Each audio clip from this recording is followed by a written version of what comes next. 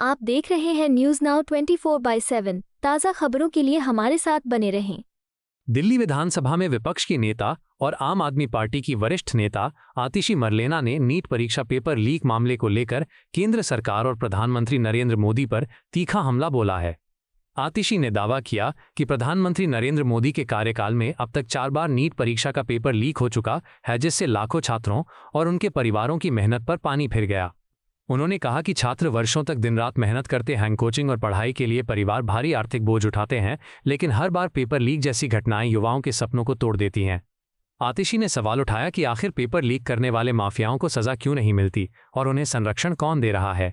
आप नेता ने आरोप लगाया कि केंद्र सरकार परीक्षा प्रणाली को सुरक्षित और पारदर्शी बनाने में पूरी तरह विफल रही है।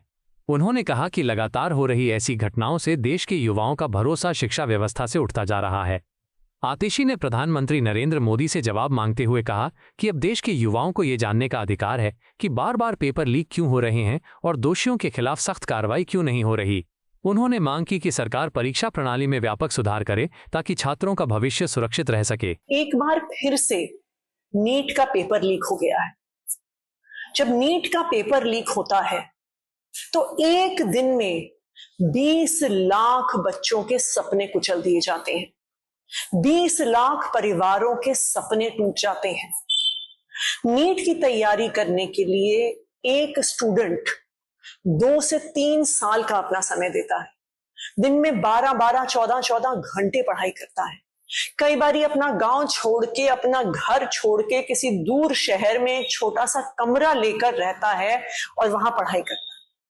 माता पिता अपने बच्चों को नीट की कोचिंग करवाने के लिए अपने खून पसीने की कमाई, जिंदगी भर जो उन्होंने पैसा इकट्ठा किया होता है, वो लाखों रुपए कोचिंग में लगा देते हैं। क्यों?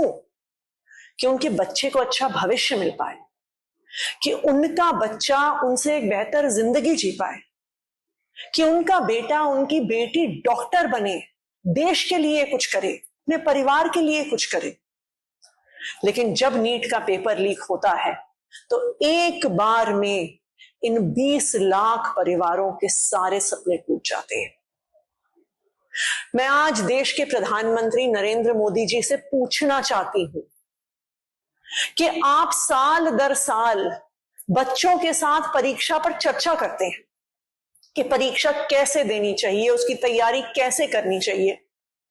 मैं ये जानना चाहती हूं कि आपके अंडर जो मंत्री काम करते हैं, जिनका काम है ये परीक्षा करवाना, जिनका काम है नीट का एग्जाम करवाना, क्या आपने उनसे कभी परीक्षा पर चर्चा नहीं करी?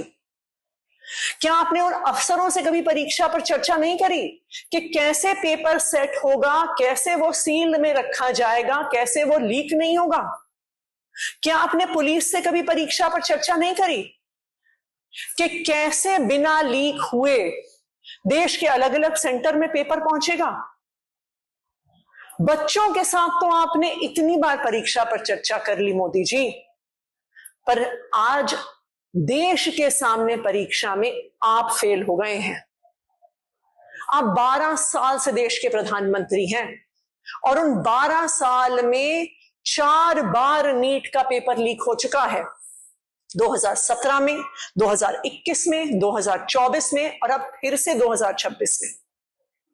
जब 2024 में नीट का पेपर लीक हुआ तब 30 लाख, 40 लाख, 50 लाख रुपए देकर पेपर खरीदे गए।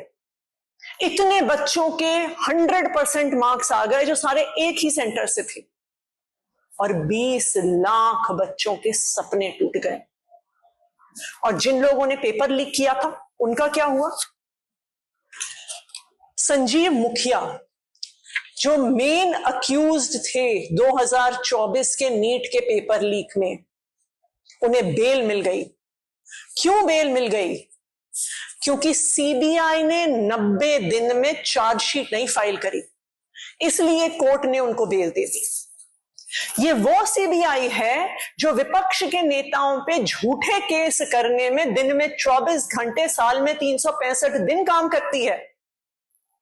ये वो सीबीआई है जब कोर्ट अरविंद केजरीवाल जी को डिस्चार्ज करता है तो 4 घंटे में उस सीबीआई कोर्ट के ऑर्डर के खिलाफ हाई कोर्ट पहुंच जाती है, लेकिन वो सीबीआई 20 लाख बच्चों की जिंदगी बर्बाद करने वाले मुख्य आरोपी पर 90 दिन तक चार्जशीट नहीं फाइल कर पाई।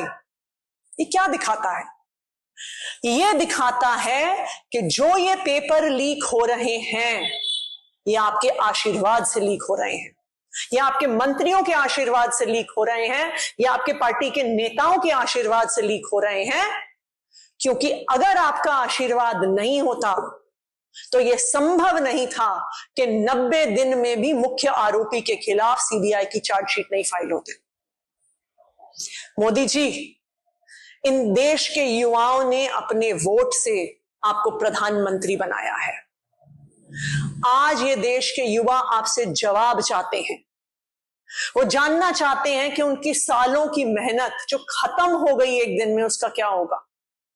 वो जानना चाहते हैं कि उनके परिवार की खून पसीने की कमाई जो उनकी कोचिंग में लगी थी, उसका क्या होगा। वो जानना चाहते हैं कि उनके भविष्य का क्या होगा।